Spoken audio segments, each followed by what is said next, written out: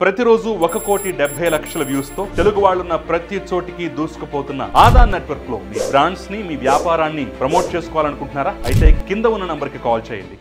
నమస్తే, welcome to Aadan. నమస్తే మధుసూదన్ రెడ్డి గారు. నమస్తే కిషోర్ కుమార్.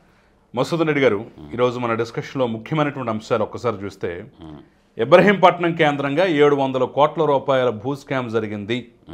అందుట్లో జగన్మోహన్ రెడ్డి తమ్ముడు, జగన్మోహన్ రెడ్డి పిఏ, మరి కొంతమంది వ్యక్తులు, ఒక సినీ నటి కూడా ఉన్నట్టుగా తాజాగా అప్పటి సబ్ రిజిస్ట్రారే, retired sub registrar Dharam Singh ఏకంగా చంద్రబాబు నాయుడికి, ఆయన తనయుడు లోకేష్కి లెటర్ రాసి సాక్ష్యాల ఆధారాలు కూడా ఇచ్చారు. నిన్న మీడియాలో బయటకు వచ్చిన దగ్గర నుంచి ఇది పెద్ద ఎత్తున వైరల్ అవుతున్నటువంటి అంశం. సో తవ్వే కొద్దీ ఎన్ని స్కాములు బయటపడతాయో తెలియనటువంటి పరిస్థితి. 7 నెలలు దాటినా కానీ రోజుకోటి అన్నట్టుగా ఈ ప్రవాహం కొనసాగుతూనే ఉంది. ఏం చేయాలంటారు అనేది ఫస్ట్ ఒక అంశంగా మనం మాట్లాడే ప్రయత్నం చేద్దాం. సరే, జగన్మోహన్ రెడ్డి హయాంలో అలా జరిగితే, ఇప్పుడు తాజాగా చంద్రబాబు నాయుడు హయాంలో పోలవరం నిర్వాసితులకు దాదాపు 815 కోట్ల రూపాయల పరిహారాన్ని ఇచ్చేశారు. ఇదే జగన్మోహన్ రెడ్డి హయాంలో ఇచ్చినట్టయితే ఒక నెల రోజుల పాటు ఊరు వాడ దరువేసి డప్పేసి సభలు పెట్టి అజ్జేసి ఇజ్జేసి ప్రతిరోజు సాక్షి పేపర్లో, బయట పేపర్లో 1 కోటి రూపాయలు పెట్టి యాడ్లు ఇచ్చేసి నానా హంగామా చేసేవాళ్ళు. మీరేంటండి బాబు, అసలు గుట్టు చప్పుడు కాకుండా పేపర్లో వచ్చేంత వరకు ఎవరికీ తెలియకుండా అంత డబ్బులు ఎలా పనిచేస్తారని చెప్పేసి కార్యకర్తలు కొంత అసంతృప్తి వ్యక్తం చేస్తున్నారు. అది చేసింది కూడా చెప్పుకోకపోతే ఎట్లా అని చెప్పేసి ఒక పక్క ఈ అంశం. ఇక పాజిటివ్ కోణంతో పాటు నెగిటివ్ కోణం కూడా ఈరోజు ఒకటి ఉంది. హోంమంత్రి పిఏ జగదీష్ మీద ఏకంగా వేటు వేసేశారు. ఆయన లీలలు, ఆయన కథలు మామూలుగా లేవని చెప్పేసి చాలా అంశాలు బయటకు వస్తున్నాయి. ఈ 3 ఇప్పుడు ప్రధానమైనటువంటి హాట్ టాపిక్స్. సో ఫస్ట్ మొట్టమొదటిగా ఈ 700 కోట్ల భూ స్కాము, జగన్మోహన్ రెడ్డి తమ్ముడు, ఈ కథా కమమిషి ఏంటి? నేను ఎప్పటి నుంచో మీడియాలో మొత్తుకుంటుండా, ఎలక్షన్కి ముందు నుంచి కూడా చెప్పా, షాడో సీఎం ఉన్నాడు, వాడే వైఎస్ అనిల్ రెడ్డి అని. మొట్టమొదట పేరు తీసిన వ్యక్తిని నేనే. అసలు పాత్రదాడు, సూత్రదాడు, కథా కమిషను మొత్తం టోటల్ షాడో సీఎం అని చెప్పా. ఎందుకంటే అతను మద్రాస్ ఐఐటిలో చదువుకున్న వ్యక్తి, కొంచెం ఎడ్యుకేటెడ్ బాగున్న వ్యక్తి. కాబట్టి జగన్మోహన్ రెడ్డికి బాగా దగ్గర వైఎస్ అనిల్ రెడ్డి అని నేను మొట్టమొదటి నుంచి చెబుతూనే ఉండా. ఎందుకు చెప్పాను? అతనికి తెలుసు ఈ ఇసుక మాఫియా మొత్తం అతని చేతిలోనే ఉన్నది. మైనింగ్ డిపార్ట్మెంట్ మొత్తం అతని గుప్పిట్లోనే ఉన్నది. మైనింగు అండ్ అంబార్కి ఏదైతే ఉందో వీటన్నిటికీ రింగ్ మాస్టర్ అతనే. ఎందుకంటే అధికమైనటువంటి దోపిడీ ఉండేది కూడా దాంట్లోనే, మైనింగ్లో, లిక్కర్లో. మైనింగ్ అనేకి శాండ్ దాంట్లోకి వస్తుంది.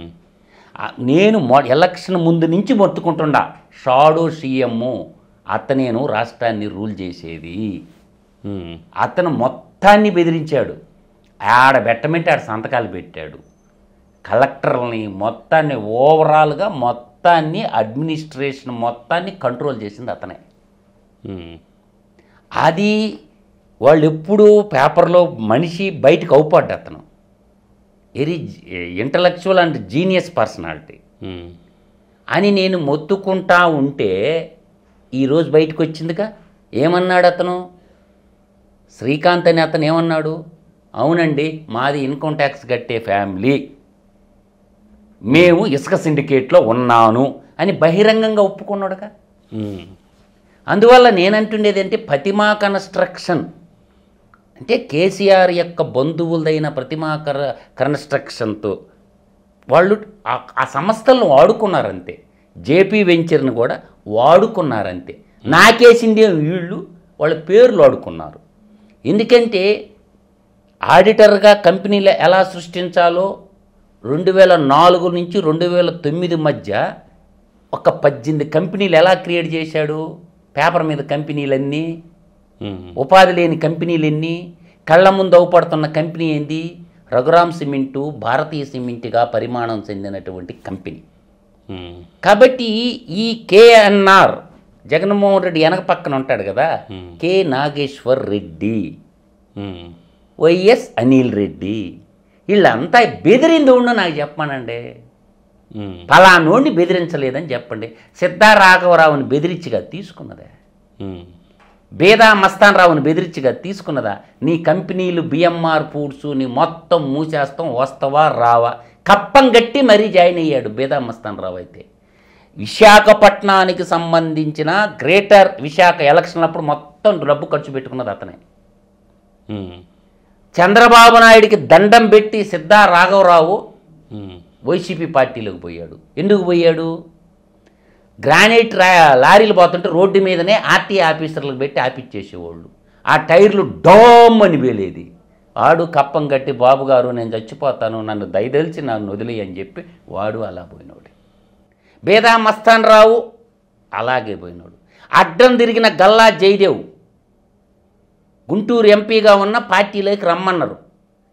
మీ అమ్మగారు కాంగ్రెస్లో మంత్రిగా పనిచేశారు కాబట్టి నువ్వు రా మా పార్టీలోకి అని డిమాండ్ చేస్తే ఏం చేశారు? ఎప్పటి నుంచో వాళ్ళ నాన్న హయాం నుంచి అంతకుముందు 4 ముఖ్యమంత్రులు మారారు. వాళ్ళ ఇల్లు కూడా ఉండేది ఆడనే. అమర్రాజా బ్యాటరీస్ బెదిరిలా పొల్యూషన్ కంట్రోల్ బోర్డు వాళ్ళని అడ్డం పెట్టుకొని బెదిరించారా లేదా? సో ఈ టీం ఒకటి ఉంది, సపరేట్ టీము. నేను చెప్పిన వాడు కాకి ప్యాంటోడు తెల్ల సొక్కా ఓడే, వాడికి ఆర్టికల్లో కూడా రాయని రాదు. ఇప్పుడు ట్వీట్ పెట్టాడు జగన్మోహన్ రెడ్డి ఈరోజు, అది వాడు రాసిన రాత కాదు, సాక్షిలో ఒక జర్నలిస్ట్ రాస్తాడు, వాడే పోస్ట్ చేస్తాడు. వాడికి ఆ టైం కూడా ఉండదు. అటువంటి పదాలు కూడా రాయగలడా జగన్మోహన్ రెడ్డి? అమ్మ మహానుభావ, అది ఎవడో రాస్తాడో ఎవడో పెడతాడు ట్వీటు. అదే జగన్మోహన్ రెడ్డి రాసినట్టు బిల్డప్లు ఇస్తారు. ఆయనకు అసలు ఫోనే లేదన్నారు కదా, ఆయనే చెప్పుకున్నాడు కదా, నాకు ఫోన్ నంబర్ లేదు, ఫోనే లేదు. అందువల్ల నేను అంటుండేది ఏంటంటే పశ్చాత్తాపానికి మించిన ప్రాయశ్చిత్తం లేదు అంటారు కిషోర్ గారు. మన పెద్దలు పూర్వీకులు పెద్ద మాట చెప్పారు. అతను పశ్చాత్తాపడి నేను సబ్ రిజిస్ట్రార్గా ఉన్న రోజు లంగా లత్తుగోరు పనులు చేశాను, డాక్టర్ సుధాకర్ లాగా నిన్ను చేస్తామన్నాడు. కానీ అతను దొంగే, ఆ సబ్ రిజిస్ట్రార్ కూడా దొంగే. నువ్వు సరైన వాడైతే నీతిమంతుడు అయితే వద్దు ఈ నీచ పని అనుకొని ఉద్యోగానికి రిజైన్ చేసి వెళ్ళిపోవాలి బయటికి, నీతిమంతుడైతే. అంటే ప్రతి సబ్ రిజిస్ట్రార్ ఆఫీసులో నేను మొన్న కూడా చెప్పాను ఈ ఇంటర్వ్యూలో, లంచం తీసుకొని సబ్ రిజిస్ట్రార్ బయటికి రమ్మను, గుండె మీద చెయ్యి వేసుకొని వాళ్ళ పెళ్ళాం బిడ్డల మీద ప్రమాణం చేయమని అడిగిన నేను. చేయమను. ఇప్పుడుండే సబ్ రిజిస్ట్రార్లో ఎక్కడైనా సరే గవర్నమెంట్ వాల్యూకే రిజిస్ట్రేషన్ జరుగుతుంది అని చెప్పే మగాడు అనేవాడు ఎవడన్నా ఉంటే సబ్ రిజిస్ట్రారు బయటికి రమ్మని నేను అడుగుతుండా. ఎందుకు? స్టాంప్ అండ్ రిజిస్ట్రేషన్ శాఖలో రిజిస్ట్రేషన్ చేయించుకున్న వాళ్ళు ప్రతి ఓడు రిజిస్ట్రేషన్ అయిపోయినాక పీకేదే ఉండదు. లంచం ఇవ్వకుండా నేను పత్రాలు తెచ్చుకున్నానన్న ఒక పౌరుడు నాకు చూపిమను. డాక్యుమెంట్ రైటర్కి ఇస్తారు, ట్యాక్సులు కడతారు, కానీ పర్సంటేజ్ మాత్రం ఖచ్చితంగా పాలక వర్గానికి కొంత బావాల్సిందే, సబ్ రిజిస్ట్రార్కి కొంత బావాల్సిందే, స్థానికంగా ఉండేవాడు. ఒక్కడైనా సరే సబ్ రిజిస్ట్రార్ అనేవాడు నిజంగా భారతీయుడైతే నేను లంచాలు తీసుకోకుండా సబ్ రిజిస్ట్రార్ చేస్తున్నానని చెప్పి ఒక్కడిని చెప్పమని నేను అడుగుతుండా, ఒక్క మగాడిని చెప్పమని నేను అడుగుతుండా. అంటే ఇది భారతదేశంలో ఈ లంచాలు అనేది వటవృక్షంలాగా పేర్కొని పోయి ఉన్నాయి కిషోర్ గారు. దేవాదాయ శాఖ భూములు కానీ ఇక్కడ వీళ్ళతో పాటుగా ఈ సినీ నటి రీతూ చౌదరి పేరు మీద ఆవిడ టీవీ షోస్ అవి చేస్తుంటుంది. ఆ అమ్మాయి, ఆ తర్వాత క్షేమకుర్తి శ్రీకాంత్. నేను అదే చెప్పింది. ఏంటి అసలు వీళ్ళిద్దరు ఎవరో ఎందుకు వచ్చారు అసలు? ఆ శ్రీకాంత్ అనేవాడు ఈ సిండికేట్, ఇసుక సిండికేట్ లో భాగస్వామ్యం. ఓకే. ఈ అనిల్ రెడ్డికి ఫ్రెండ్ అన్నమాట వాడు. ఓకే. వైఎస్ అనిల్ రెడ్డికి షాడో సీఎం ఫ్రెండ్. ఓకే. అందువల్ల ఏంటంటే బెదిరించే, ఇప్పుడు చర్లపల్లి జైల్లో కూర్చొని పోస్టింగ్లు ఇప్పించారు. దేవిరెడ్డి శివశంకర్ రెడ్డి చర్లపల్లి జైల్లో ఉంటే వివేకానంద రెడ్డి హత్య కేసులో పోలీసు వాళ్ళు పోయి వాడికి దండం పెట్టేవాడు, పోయి నాకు పోస్టింగ్ ఇప్పిమని. ఒక ఖైదీ దగ్గరకు పోయి ప్రమోషన్లు అడుక్కున్నారు. రాష్ట్ర కార్యదర్శి, జనరల్ సెక్రటరీ హోదాలో ఉండేవాడు అతను. ఇది యువజన శ్రామిక రైతు పార్టీ యొక్క మీరు లేస్తే వైఎస్ఆర్ పార్టీ అనబాకండి ఎప్పుడు కూడా, అది తప్పు. యువజన శ్రామిక రైతు పార్టీ అని పిలవండి దాన్ని. యువజన శ్రామిక రైతు పార్టీ జనరల్ సెక్రటరీగా ఉన్నాడు దేవిరెడ్డి శివశంకర్ రెడ్డి. ఓకే, జైలు పోయి కలిచారు ప్రమోషన్ల కోసం కొంతమంది. ఆ లిస్ట్ తీయండి. దేవిరెడ్డి శివశంకర్ రెడ్డి చెర్లపల్లి జైల్లో ఉన్నప్పుడు లోపలికి పోయిన వాళ్ళ ప్రభుత్వ అధికారులు ఎవరో తెలుసుకోండి మీరు ఒకసారి. ఆడ మొత్తం సకల సౌకర్యాలతోటి ప్రమోషన్లు ఇప్పించేవాడు దేవిరెడ్డి శివశంకర్ రెడ్డి. అందువల్ల ఏంటంటే నీకు అతను తప్పు చేశా నేను అన్నట్టు ప్రత్యాత్తాపానికి మించి పాయింట్. ముందు అరెస్ట్ చేయాలి అతన్ని. ఎవరైతే బాబు గారికి లోకేష్కి లెటర్ పెట్టారో ఇమ్మీడియట్లుగా రాష్ట్ర ప్రభుత్వం సుమోటోగా కేసు తీసుకొని రారా వేసి 4 తగిలిస్తే సిఐడి వాళ్ళు ఏసీబీ వాళ్ళ ఇన్కమ్ ట్యాక్స్ని కూడా మళ్ళీ ఇచ్చండి. నేను మొట్టమొదటి ఇన్కమ్ ట్యాక్స్ డిపార్ట్మెంటు ఆంధ్రప్రదేశ్లో పొడుకుండిపోయింది కిషోర్ గారు. ఒక్క రైట్ చెప్పండి నాకు, ఒక్క రైట్ ఎందుకు చేయలేదు ఇన్కమ్ ట్యాక్స్? ఏసీబీ రైట్స్ లేవు, ఇన్కమ్ ట్యాక్స్ రైట్స్ లేవు. ఎప్పుడైతే ACB raids income tax raids జరగవో ఆ రాష్ట్రంలో న్యాయబద్ధ పాలన జరగలేదు అనేది అర్థం. ఇది మాత్రం వాస్తవం కిషోర్ గారు. న్యాయబద్ధ పాలన అంటే ఇన్కమ్ ట్యాక్స్ ఆఫీసర్లకి ఏసీబీ ఆఫీసర్లకి తెలియదా నేనంట. ఏడబెడతారు వీళ్ళంతా దోచేసిన లంచాల సొమ్ము, భూములు, స్టాక్ మార్కెట్టు, అర్థమవుతుందా, బంగారం, ఈ 3. ఇంకేరో చోట పెట్టరు. ఒకటి భూములు, వాళ్ళకి నమ్మకస్తులైన వాళ్ళ పేరు మీద భూములు కొంటారు. నీకు ఒక ఎపిసోడ్ చెప్పనా? దేవినేని అవినాష్ వాళ్ళ నాన్న దేవినేని నెహ్రూ కార్ డ్రైవర్ మీద పెట్టిండు ఆస్తులు. హైదరాబాద్లో నడి బొడ్డులో. నేను గిఫ్ట్ ఇచ్చానయ్యా మా ఇంట్లో సేవ కొడుకు అంటాడు. అంటే వీళ్ళు ఎక్కడ దాపెడతారంటే ఆస్తులన్నీ కూడా భూముల మీద, ఇంకోటి ఎక్కడ స్టాక్ మార్కెట్టు, ఇంకొకటి ఎక్కడ బంగారం డైమండ్స్. ఈ 3లోనే పెడతారు. ఇంకేదో చోట్ల ఎక్కడ పెట్టడానికి వీలు లేదనమాట. కాకపోతే ఏంటంటే స్టాక్ మార్కెట్లో ఎక్కడ ఏ కంపెనీలో పెట్టుబడి స్టాక్ బ్రోకర్లు పెట్టుకుంటారో నీకు 100 కోట్లు పంపిస్తా దాపెట్టు, వాడి కమిషన్ వాడికి ఇస్తారు 3%, 5%. వాళ్ళు ఉంటారు కదా బ్రోకర్స్, స్టాక్ బ్రోకర్స్, వాళ్ళు దాపెడతారనమాట డబ్బు. అవి లిస్టెడ్ కంపెనీలు ఉంటుంది, అన్లిస్టెడ్ కంపెనీలు కొన్ని ఉంటాయి అన్నమాట. వాళ్ళు ఆడిటర్లు క్రియేట్ చేసిన కంపెనీలు కొన్ని ఉంటాయి అన్నమాట. ఈ 3 పేజీల్లోనే ఉంటాయి, ఇంకెక్కడా ఉండదు. జ్యువెలరీ షాపుల మీద, గోల్డ్ ఇన్వెస్ట్మెంట్ మీద ఒక్కసారి రైట్ చేయండి. ఎన్ని 100 కోట్లు తెలుస్తుందో బ్లాక్ మనీ బయటకు వస్తుందో మీకు అర్థమవుద్ది. ఎందుకు? పొలిటికల్లు, సబ్ రిజిస్ట్రార్లు, కలెక్టర్లు, ఎస్పీలు, డిఎస్పీలు దాపెట్టేది అక్కడే డబ్బు. ఇన్వెస్ట్మెంట్ అక్కడే పెడతారు, ఇంకేరో చోట్లలో పెట్టరు. అంత బంగారం కొనే శక్తి కూడా వాళ్ళ దగ్గర ఉండవు. కానీ దీనికి ఇన్వెస్టర్లు ఎవరంటే రాజకీయ నాయకులు, బ్యూరోక్రాట్లు. గ్రూప్ 1 స్థాయి నుంచి కలెక్టర్ల దాకా వీళ్ళందరూ దాపెట్టేది ఈ 3 రంగాల్లోనే పెట్టుబడులు పెట్టేది. అందువల్ల ఏంటంటే రాజకీయ నాయకులు అఫిడవిట్లేం బయట పెడుతున్నాం. ఏది ఈసీఐ ఎలక్షన్ కమిషన్ ఆఫ్ ఇండియాలో ఉంటుంది కాబట్టి యూట్యూబ్ ఛానల్ కావచ్చు, పేపర్లు బయట పెడతాయి. బ్యూరోక్రాట్లు ఎందుకు బయట పెట్టరు అఫిడవిట్లు, ఆస్తుల లిస్టు? నువ్వు విన్నావా కిషోర్ గారు నీ జర్నలిజం కెరీర్లో ఒక చీఫ్ సెక్రటరీగా పనిచేసిన వాళ్ళు, రాష్ట్ర డీజీపీగా పనిచేసిన వాళ్ళు ఆస్తులు ప్రకటించడంగా నువ్వు చూసావా? వాళ్ళ కొడుకులు భార్యాభర్తల మీద ఎన్ని ఆస్తులు ఉన్నాయి చూసావా? ఎందుకు బయట పెట్టరేం పుడింగులా ఇల్లేమన్నా? వాళ్ళకి జీతం ఎంత వస్తుంది కలెక్టర్కి, కానీ వాడు ఆస్తులు ఎంత? ఒక్క సంతకం పెట్టి 100 కోట్లు నొక్కేసిన కలెక్టర్లు కూడా ఉన్నారు. ముందుకొచ్చి చెప్పమానండి, కలెక్టర్ వృత్తిలో ఉండేవాడు నా జీతం డబ్బులతో నేను బతికినానని ముందుకు రమ్మని చెప్పమానండి ఐఏఎస్ ఆఫీసర్ని. అందువల్ల ఏంటంటే ఈ అవినీతి భారతదేశంలో ఇక్కడ చాలా క్లియర్గా జగన్మోహన్ రెడ్డి తమ్ముడు, జగన్మోహన్ రెడ్డి పిఏ, వాళ్ళకి సంబంధించిన పరివారము, వాళ్ళకి సంబంధించినటువంటి సొంత మనుషులు, లేడీస్తో సహా ఇరుక్కున్న విధానం మనం చూసాం కదా. సో వాటిని ఎక్స్చేంజ్ చేస్తే బాగుంటుంది. ఏం లేదు, కాల్చి పారేయాల, చట్టం చేయాల ప్రభుత్వం. ప్రభుత్వాలు కింద మరణ భయం లేకపోతే, ఎందుకంటే ప్రభుత్వ ఆస్తులు కబ్జా చేసినా, ప్రభుత్వ ఆస్తులు దోపిడీ చేసినా, ఏ దగులుబాజీగానైనా భారత పార్లమెంటు చట్టం చేయాలా, ప్రభుత్వ భూములు కానీ ప్రభుత్వకు సంబంధించిన ఏ ఆస్తులు కొల్లగొట్టినా వాడికి అసలు బతికే అర్హత లేదు. అటువంటి కఠినమైన ఎన్కౌంటర్ చట్టాలు వస్తే తప్ప ఈ దేశంలో అవినీతి కోకట వేళ్లతో పెకలించలేము. కాబట్టి చట్టం చేయాల భారత పార్లమెంటు. ఖచ్చితంగా. ఒక పక్క మనం ఇప్పుడు ఈ వైఎస్ అనిల్ రెడ్డి వీళ్ళ వ్యవహారం, ఈ భూ కుంభకోణం ఇదంతా చూస్తున్నాం. ఇప్పుడు తాజాగా సాక్షాత్తు హోంమంత్రి పిఏ మీదే వేటు వేసినటువంటి పరిస్థితి. సో దీన్ని కూడా మనం డిస్కస్ చేయాలి. ఖచ్చితంగా తప్పే ఉంది కిషోరు. ధర్మో రక్షిత రక్షిత అన్నారు పెద్దోళ్ళు. ధర్మాన్ని మనం కాపాడితే అది మనల్ని కాపాడద్దే. నేనేం చెప్పానంటే ఇతని కథ ఏంటి, వాడి కథ ఏంటో చెప్పాను. ఇదంతా తిరుమల తిరుపతి దేవస్థానం వెంకటేశ్వర స్వామికి శటకోపం. నేను మొట్టమొదటి నుంచి మొత్తుకుంటున్నాను, సత్యమేవ జయతే, లోకా సమస్త సుఖినో భవంతు, ధర్మో రక్షిత రక్షిత అని చెప్తున్నా. అసలు ఈ పుడింగులకి లెటర్లు ఎందుకు ఇవ్వాలని నేను అంటున్నా. ఎమ్మెల్యేలకి వీళ్ళకి లెటర్లు ఇవ్వకూడదు. అసలు దేవుడి ముందు, చట్టం ముందు అందరూ సమానమైనప్పుడు దేవుడి ముందు అందరూ సమానమే కదా.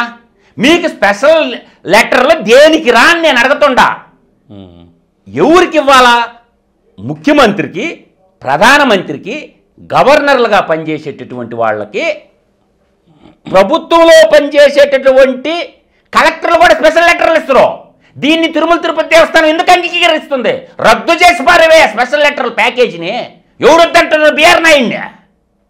భగవంతుడి ముందు అందరు సమానం అన్నప్పుడు ఈ పుడింగ లెటర్లు ఎందుకు?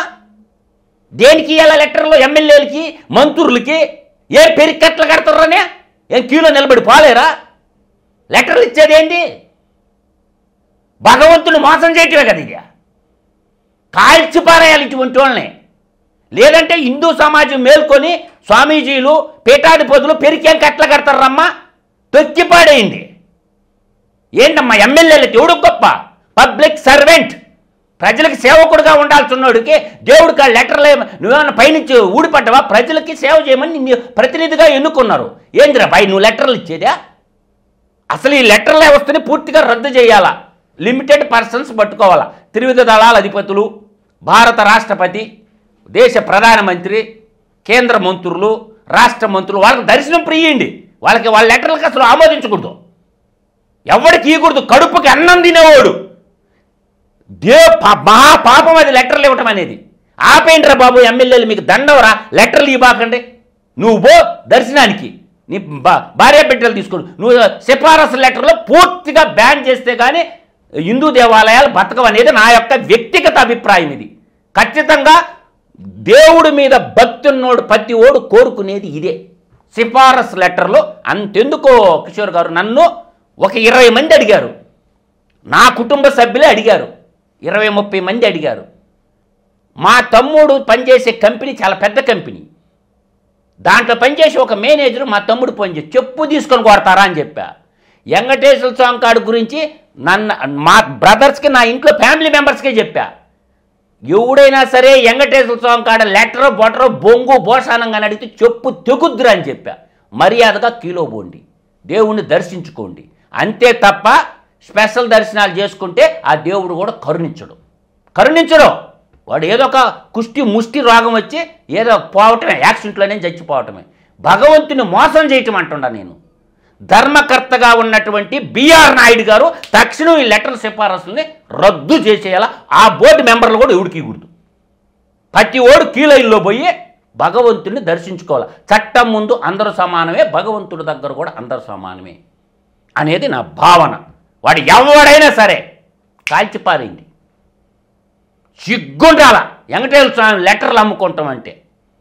కాబట్టి దేవాదాయ శాఖ మంత్రి కూడా కలుగు చేసుకొని ఈ లెటర్ల ప్రక్రియని బ్యాన్ చేయండి, హిందూ ధర్మాన్ని బతికించండి. కాబట్టి మీరేం పుడింగులు కాదు. మీలాంటి ఎమ్మెల్యేలు ఎంతోమంది అసెంబ్లీలకు వచ్చారు, మీలాంటి వాళ్ళు ఎంతోమంది క్యాబినెట్లో కూర్చున్నారు. కాబట్టే ఈ లెటర్ల సంస్కృతి బ్యాన్ చేయాలనేది వీఆర్ డిమాండెడ్. అది మాత్రం నేను చెప్పగలను. సరే, ఇక మనం ఫైనల్గా మాట్లాడదాం. పోలవరానికి సంబంధించి 800 కోట్ల రూపాయల పైచులకు నిర్వాసితులకు సంబంధించి వాళ్ళకి పరిహారంగా ఇచ్చేసింది. సో చాలామందికి పోల్చుకుంటున్నారు, ఇదే జగన్మోహన్ రెడ్డి చేసినట్టయితే అసలు ఎంత హంగామా చేసేవాడు, వీళ్ళు చాలా సైలెంట్గా చేసి పరేశారు అని చెప్పేసి ఒక పక్క అభినందిస్తూనే మరో పక్క చేసింది కొంచెం చెప్పుకోండి బాబు, లేదంటే రేపటి రోజున మీరు ఏం చేశారన్నప్పుడు ఒక్కొక్కడు ఎత్తుక్కోవాల్సి వస్తుంది, కాస్త ప్రచారం కూడా అవసరమే, కాస్త రాజకీయం కూడా చేయండి అని చెప్పేసి కొన్ని సలహాలు సూచనలు అయితే ఇస్తున్నారు. తప్పు. సో సరే అది తప్ప ఒప్పు కాసేపు పక్కన పెడదాం. పోలవరానికి సంబంధించి ఇప్పుడు ఈ అంశాన్ని ఎలా చూడాలంటారు? ఇది వేగం పుంజుకునేటటువంటి అవకాశం కనిపిస్తోందా ఇలాంటి చర్యల ద్వారా? నేను పోలవరం అంతా తిరిగా, కుక్కునూరు మండలం నా దగ్గర వీడియోలు ఉంటాయి, ఆ బిల్డింగ్లు అన్నీ చూసా, నేను గ్రౌండ్ రిపోర్ట్ తీస్తా. కుక్కునూరు మండలంలో నేను నిర్వాసిత ఇల్లు దగ్గరికి పోయా, ఆ వీడియో కావాలన్నా నేను ఇస్తా. కిషోర్ గారు తోస్తే పడిపోతుంది, ఇసుక పెద్ద మాఫియా, నిర్వాసితుల ఇల్లు కుక్కునూరు మండలంలో ఎవడైనా రండి నేను తీసుకుపోతా. ఒక 3 కాలనీలు సందర్శించిన, ఆ రోజు వీడియో తీయాలంటే భయపడ్డారు. ఆ కాంట్రాక్టర్లు బెదిరిస్తారంట అక్కడ ఉన్న ఆదివాసీల్ని. ఒరి బాబు వీడియో తీయరా బాబు అని చెప్పి నేను కుక్కునూరు మండలంలో నాకు స్నేహితులు ఉంటే వెళ్ళా, ఫోన్ పట్టుకొని వీడియోలు తీయడానికి భయపడ్డారు.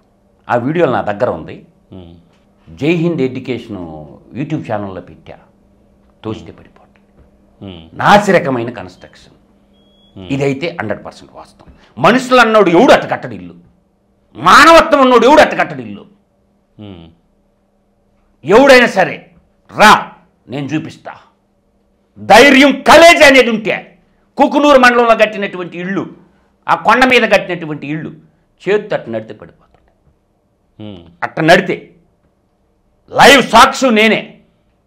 అది నిర్వాసితులకు డబ్బులు ఇచ్చారు, సంతోషం, ఒప్పుకుంటా. 2019 ఎలక్షన్ ముందు జగన్మోహన్ రెడ్డి ఏమన్నాడు, అప్పుడు ప్యాకేజీ ఎకరాకి 10 లక్షలు అన్నారు బాబు గారు, నేను వస్తే 19 లక్షలు ఇస్తానన్నాడు. 19 పైసలు అన్న ఇచ్చిండా? 19 పైసలు అన్న ఇచ్చాడా? 2014-19 మధ్యకాలంలో ఏమైందో తెలుసా, 4144 కోట్లు డబ్బులు ఇచ్చాడు పోలవరం నిర్వాసితులకు భూములకి. జగన్మోహన్ రెడ్డి ఏం చేసిండు, ఎంతమంది రైతులకు ఇచ్చిండు?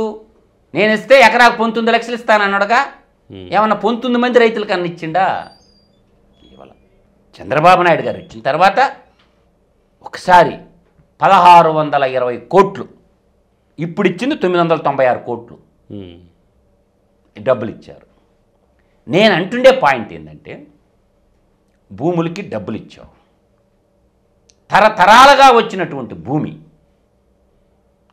మనం ఇచ్చిన డబ్బులకి కింద భూమి వస్తుంది. పోలవరం డ్యామ్ కింద రైతులు ఇస్తారు ఎవరన్నా? పోలవరం డ్యామ్ కింద వాళ్ళు మునిగిపోయి, ఆదివాసీలు గిరిజనులు మునిగిపోయి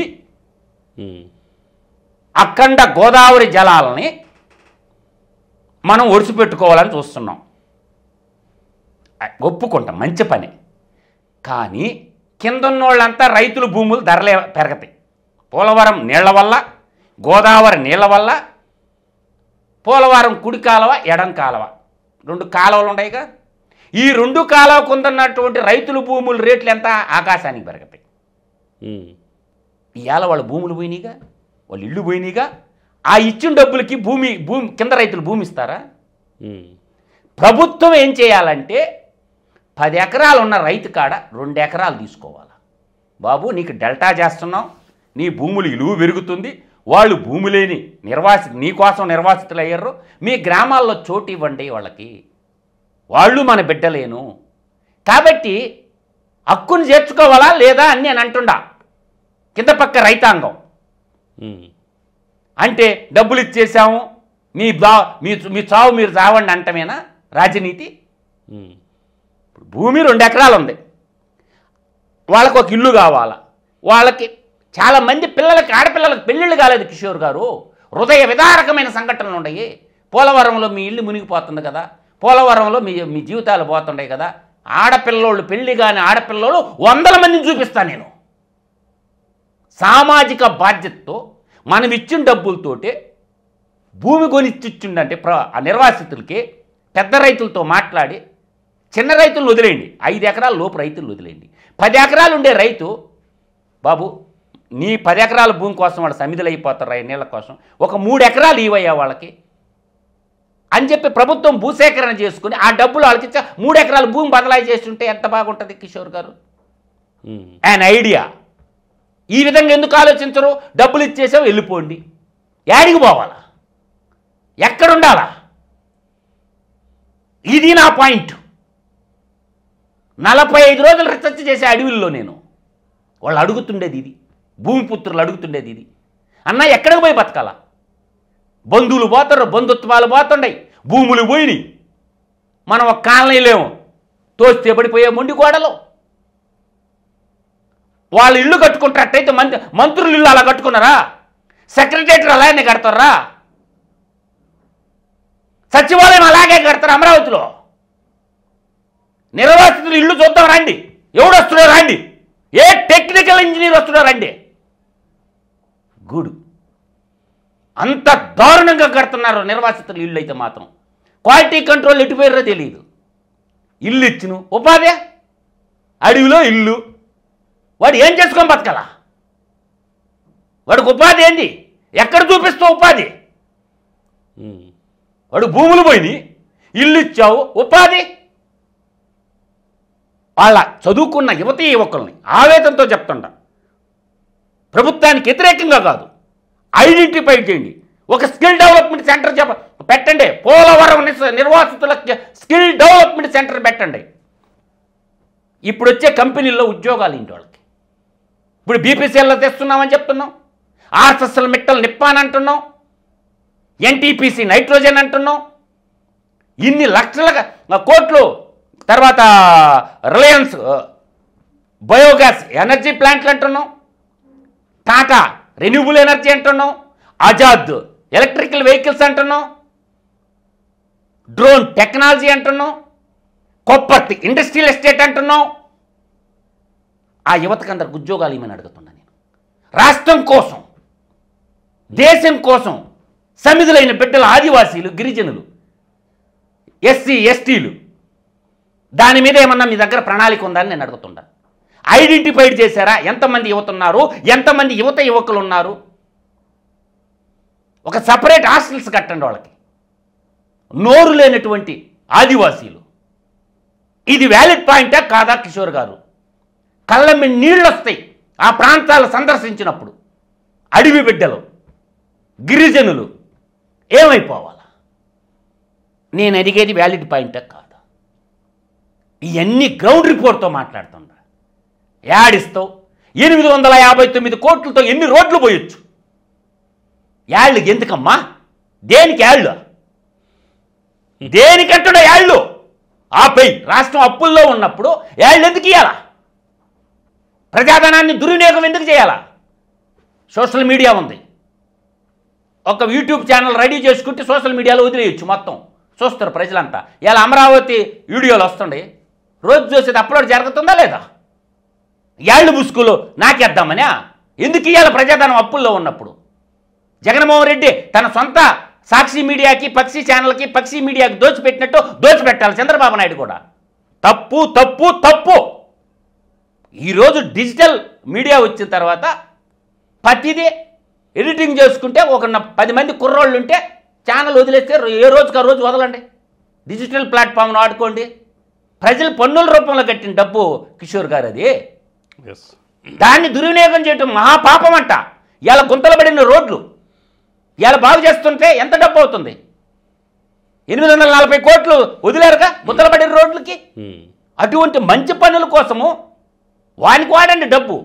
యాళ్ళు ఇచ్చేసి జగన్మోహన్ రెడ్డి లాగా రంగుల రెడ్డిలాగా మిగిలిన పట్టడం రంగులు రావటం కాదు ప్రజా పరిపాలన అంటే. ప్రతి రూపాయికి లెక్క చెప్పే విధంగా ఉండాలి, పారదర్శకత ఉండాలి.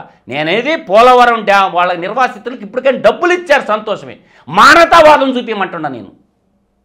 స్కూళ్ళు కట్టారా కిషోర్ గారు వాళ్ళకి? I'm valid point. స్కూళ్ళు కట్టారా? 2 లక్షల మంది జల సమాధి అక్కడ, 2 లక్షల మంది. కొంతమంది బంధువులుంటే వెళ్తారు. ఆయన ఐడియా. ఇవాళ నవోదయ విశ్వవిద్యాలయాలు తెచ్చినప్పుడు పోలవరం నిర్వాసితుల బిడ్డలకి నవోదయ విశ్వవిద్యాలయాలు పెట్టి ఆ పిల్లలను చదివించాల్సిన బాధ్యత మన మీద ఉందా లేదా? ఇవాళ పోలవరం టు బనకచెర్ల నీళ్లు ఎత్తుకొని పోతున్నాం. వాళ్ళు త్యాగం చేస్తే వచ్చిన నీళ్లు కదా. వాళ్ళ బతుకుల్లో ఎలుగులు నింపాల్సిన బాధ్యత మనకి లేదా? నేను వ్యాలిడ్ పాయింట్ అడుగుతుంటా. అంటే నా మాట కఠినంగా ఉండొచ్చు, వాస్తవా అవాస్తవా, మధు సార్ చెప్పింది నిజమా అబద్ధమా మాట్లాడకూడదు అని అంటే మాట్లాడతా. ఇది నిజం, సత్యం. ఎప్పుడైనా భద్రాచలం నుంచి మనం అది గూడెం అనే ఒక తాడేపల్లి గూడెం కాదు, జంగారెడ్డి గూడెం రూట్లో పోండి, కుక్కునూరు మండలం అని వస్తుంది. ఆ మండల హెడ్ క్వార్టర్లో ఒక 3 కాలనీలు ఉన్నాయి దాని సరౌండింగ్గా. చూడండి, ఒకసారి వెళ్ళండి అయ్యా, మీకు దండం పెడతా. మంత్రివర్యులు వెళ్ళండి, క్వాలిటీ కంట్రోల్ తీసుకోండి. నేను తీసుకొస్తా జేఎన్టీ హైదరాబాద్ జేఎన్టీ ఇంజనీర్ని, ఐఐటి హైదరాబాద్ ఇంజనీర్ని. వాళ్ళు కానీ ఇది బెస్ట్ కన్స్ట్రక్షన్ అని కానీ సర్టిఫికేట్ కానీ ఇస్తే మనం చెక్ చేయించినాగా హైదరాబాద్ ఐఐటి వాళ్ళ చేత, చెన్నై ఐఐటి వాళ్ళ చేత, వాళ్ళిద్దరిని అదే టీము ఏదైతే అమరావతిలో ఫౌండేషన్లు పనిచేస్తాయా పనికిరావని రిపోర్ట్ తీసుకున్నది కదా ఆంధ్రప్రదేశ్ గవర్నమెంట్ కన్సల్టెన్సీగా పెట్టుకొని, సేమ్ వాళ్ళని కన్సల్టెన్సీగా పెట్టండి. సార్ ఈ నిర్మాణాలు నివాసయోగ్యంగా ఉన్నాయా లేవా, క్వాలిటీ ఉందా లేదని ఒక రిపోర్టు రాష్ట్ర ముఖ్యమంత్రి గారిని తెప్పించుకోమనండి. ఎంత నీచాతి నీచం అంటే అంత నీచం ఉందాడ. సో ఆ నిర్మాణాలు మొత్తం జగన్మోహన్ రెడ్డి హయాంలో మొదలుపెట్టినవా, అంతకు ముందు మొదలుపెట్టినవా, తాజాగా మొదలుపెట్టినవా? అసలు జగన్మోహన్ రెడ్డి పీరియడ్లో అసలు అక్కడ మీరు పోయి చూస్తే ఊపడద్ది గ్రౌండ్ రిపోర్టు. జగన్మోహన్ రెడ్డి ముఖ్యమంత్రిగా ఉన్నప్పుడు నేను ఇటువంటి విషయాలు మాట్లాడుతున్నానని చెప్పి నన్ను అరెస్ట్ చేయాలని చూసినప్పుడు ఇంకా ఆశ్రయం పొందక తప్పదు కదా. ఆ మూమెంట్లో మొత్తం అడవులన్నీ తిరిగిన, మొత్తం వీడియోలు తీసిన. ఆ రోజు బాలరాజు ఏమ్రా నువ్వు మనిషి అంటారా అని అడిగిన బాలరాజు ఎమ్మెల్యేని. అప్పుడు బాలరాజు ఎమ్మెల్యేగా ఉండిండు. అన్న ఎప్పుడన్నా వచ్చిండన్నా ఎడకంటే వాడు ఇప్పుడు రాడన్నాను. నోరు లేని అడవి బిడ్డలు మానవతా దృక్పథం చూపించండి. నేనేది 10 ఎకరాల భూమిలో 3 ఎకరాలు ఆ 10 లక్షలు చొప్పు నిండి వాడికి ఎకరా రైతులు ఇస్తే ఏముంది, హక్కుని చేసుకోండి. చాటి బిడ్డలు మన కోసం సమిధులు అయిపోతారు. ఆ 10 లక్షలకి ఎకరా ఏడన్నా దొరకద్దా? నేను మొన్న తాడేపల్లి గూడెం మ్యారేజ్కి పోయినా, పచ్చని పంట పొలాలు చూస్తే ఎకరా ఎంత అన్నా అని అడిగిన, 40 లక్షలు సార్ అన్నారు. ఎంత నీళ్ళు ఎక్కడిరా బాబు మీకు అన్న, గోదావరి తల్లి 40 లక్షలు అంట. రోడ్డు ఎమ్మిడి, హైవే ఎమ్మిడి, NH16 ఉంది కదా దాని ఎమ్మిడి ₹1,00,00,000 అంట ఎకరా. ఇప్పుడు నేను అంటుండేది ఏంటంటే ఇన్ని లక్షల కోట్లు మనం బడ్జెట్ పెడుతున్నప్పుడు కనికరించండి అయ్యా అంటుండ. పెద్ద రైతులతో మాట్లాడితే ఒప్పుకుంటారు. ఎందుకు ఇవ్వరు కిషోర్ గారు? రైతులు మనుషులే కదా, వాళ్ళు మన సాటి బిడ్డలే కదా. పెద్ద పెద్ద రైతులతో మాట్లాడితే ఒక గ్రామానికి 10 ఇళ్ళు ఏర్పాటు చేసుకొని అట్లా వాళ్ళని మళ్ళీ వాళ్ళ వ్యవసాయం కింద బతికిన బిడ్డలు, వాళ్ళకు భూమి మీద మమకారం అనమాట. ఒకసారి భూమి పోయినోడికి కళ్ళమ్మి నీళ్లు పడతాయి. చిన్న కళ్ళమ్మి నీళ్ళు కాదు, భూమిని సృష్టించలేము. కాబట్టి ప్రభుత్వం కూడా విమర్శనాత్మకంగా తీసుకోకుండా సదుద్దేశంతో సద్బుద్ధితో నేను చెప్పిన ఈ మాటల్ని ఆలోచించండి, ఆలకించండి. ఏదైనా వీలైతే సాయం చేయండి.